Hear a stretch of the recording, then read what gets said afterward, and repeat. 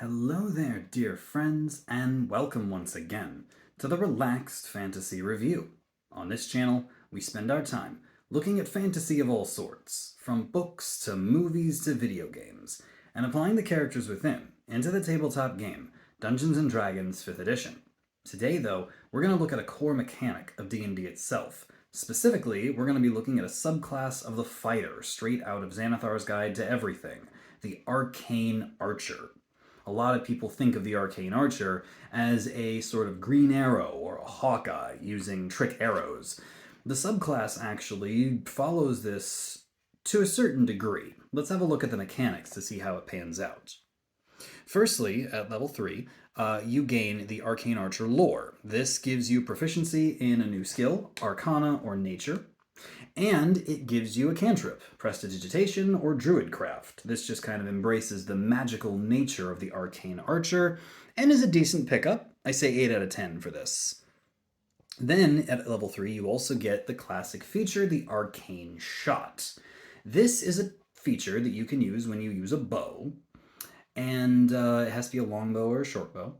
The Arcane Shot, you choose when you fire an arrow if you want to use one of your Arcane Shots. You have 2 of them, and they recharge on a short rest. The Arcane Shot, you can choose 2 varieties, similar to Battlemaster maneuvers. There's 8 of them, and they do various things. They can blind your enemies, they can be seeking arrows that fly around corners, they can be banishing arrows, they can do extra poison damage, slow your enemies. There's a lot of different things you can choose, even penetrating arrows that can fire through multiple targets. These are decent, they're certainly powerful. The problem is you can only use them twice. So most of the time, you're just going to be firing regular arrows, and then when you really need to nail an awesome shot or have a powerful effect on an enemy, you use an Arcane Shot, which also takes a saving throw, so it's also possible you fail.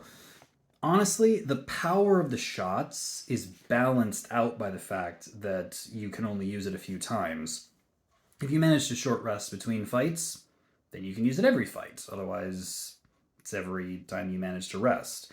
I say 8 out of 10 for this. The abilities are powerful, you just don't get to use them very much. And you don't get more shots as you go. You get more options.